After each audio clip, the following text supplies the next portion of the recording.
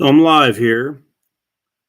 I'm just trying to test this out because I've got somebody I want to chat with on Sunday, and I have no idea how this technology works because I'm an idiot. The first two digits of my birthday start with 19, and I have no idea how any of this works. So share screen, share, in stream. Don't know how to invite people, send feedback. None of that. So we are learning together. What's this little button do? Pop out. There's got to be a way to invite folks. I just don't know what it is.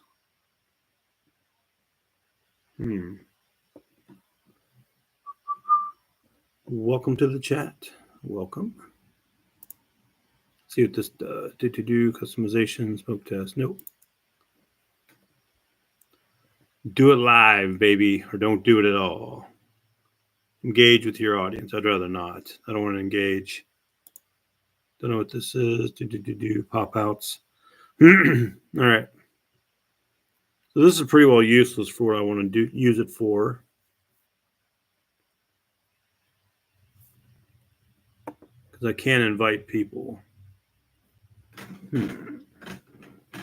Technology is a biatch.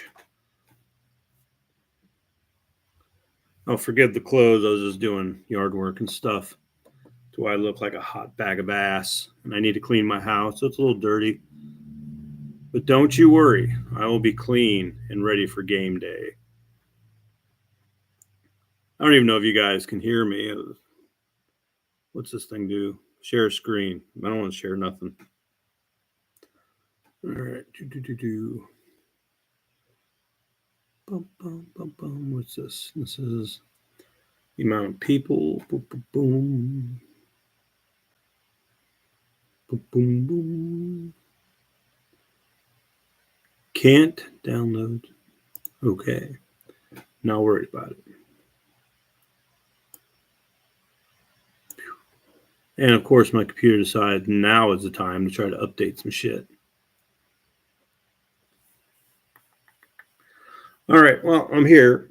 Nobody's watching, and that's fine. I'm just going to play around with this. And as I play around, I'm just going to bullshit a little bit because that's what I'm good at. I'm good at bullshitting. Just running my mouth, right? Not too much to run my mouth about as far as industry. I took myself off Instagram just because it's getting tiresome. I get wore out with Instagram pretty easily. There's really not a whole lot on there I want to see, oh, my dog's about to go nuts. They heard a squirrel or something. But not much on Instagram for me that I want to see. There's no projects coming out, anything like that. Spirit of Kalash, they're a shop in, I think, around the Pittsburgh area. They've got some cool things coming out if you're in the DMR stuff. They've got like a retro kit that they should be releasing pretty soon. You could take an AKM kit, AKM parts kit, or an AKM gun. Have the barrel swapped out, and you got yourself a 6-arc DMR. That's pretty bitching. I'm really interested in that. I think if they did some 5.56 barrels with that, some like DMR type barrels with the Occam, I think that'd be really, really slick. That's going on. PSA is still putting out junk. They're just got more and more junk coming out. Like I've seen recently where they're going to do an HMR carry handle and 300 blackout. So I don't know if anybody's interested in 300 blackout. I'm not interested in 300 blackout. I understand why they're doing it. It's a lower pressure round. Yeah, the lower the pressure, the easier it is on the parts, and their parts aren't the greatest. So I get it, but I just don't get it personally. What else is going on? Not too much. I have a WBP 545 kit that was a piece of garbage. It was very problematic. So it's kind of my curse gun, and I say this all the time. When you're building a Kalashnikov, be ready for mistakes, be ready for curveballs. Sometimes those curveballs are little, sometimes they're big. But this gun has been nothing but curveballs since the beginning. I bought the kit about 3 years ago just to try out the WBP parts, and the parts were okay, I guess, nothing great. But the what do you call it? The barrel I bought from Arms of America like 3 years ago, the 545 barrel, was total dog shit, and it keyholed like crazy. And for the uninitiated, what I'm talking about is 545 is very unstable in flight, and if you don't have the right twist rate for your barrel, that round is going to destabilize in flight and hit your target sideways. So the first barrel I bought from Arms of America was a Roscoe barrel. And again, this was a new endeavor for Roscoe. I don't think they've ever made 545 barrels before. So it was keyholing like crazy. It wouldn't hand cycle like Red Army standard. I mean, it was a complete shit show. So I contacted Arms of America. They said, all right, pull the barrel, send it back. We'll send you a new one. So they sent me a new Roscoe barrel that was just as bad as the first one. So I shit canned those, and then I got a AIM 74 barrel from AK Builders, right? And it worked, but the dimensions are all off for the barrel. The profile is completely off for the barrel components. So it looked like ass, but it worked pretty good. Now the biggest problem is every time you change a barrel on a AK Kalashnikov, you have to oversize the barrel pin. At least you should be oversizing the barrel pin, unless you got some sort of like precision milling machine, something like that. So basically what happened is every time you can only do that so many times, right? So the standard barrel pin size is 7 millimeters. When you change the barrel, you oversize to a 0.302. When you do it again, you oversize to 0.314, which is 8 millimeters. That's the max. You are cut off. So you have at most 3 barrel changes, right? You got the original barrel, the oversized, and then the really oversized. So you can only really put 3 barrels in that gun, and it's done. So if you're using a standard cold hammer forged barrel, which will last about 50,000 rounds, so that gun's going to last you 150,000 rounds. Nitride did closer to 100,000 rounds because it's nitride. So essentially, I cut off 60,000 possible rounds on my barrel, on my gun, just right off the bat, just by screwing around with these Roscoe barrels. Right now, this was 3 years ago, right? This was 3 years ago.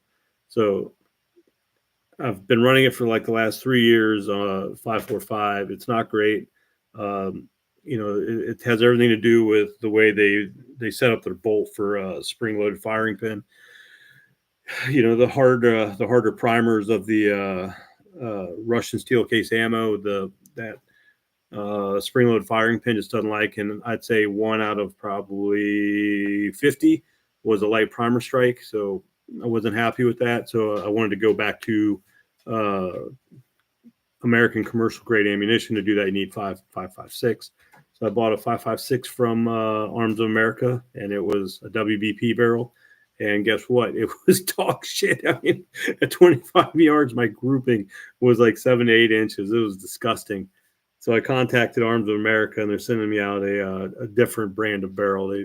I got the feeling that a lot of people are having problems with the WBP barrels, and because there was like no questions asked. It was like, we understand it's stupid, it's jacked. Just keep it, and we'll send you a brand new one. So they're sending me out this 1 7 twist Hitman barrel, which is nitride, and I don't know who makes the Hitman barrel, but it's the same problem. It's the problem of I had to put a new trunnion in there because the 545 trunnion that I had in there originally was already tapped out. It was already 8 millimeter barrel pin because I had to screw around with all this shit. So had to put a new trunnion in there, had to put a new bolt in there, and now I got to put in a second barrel. So I'm already going oversized on this gun. So we've already cut off like 30,000 rounds off the life of this gun just from crappy barrels. So it's kind of cursed. And on top of that, let's add insult to injury. I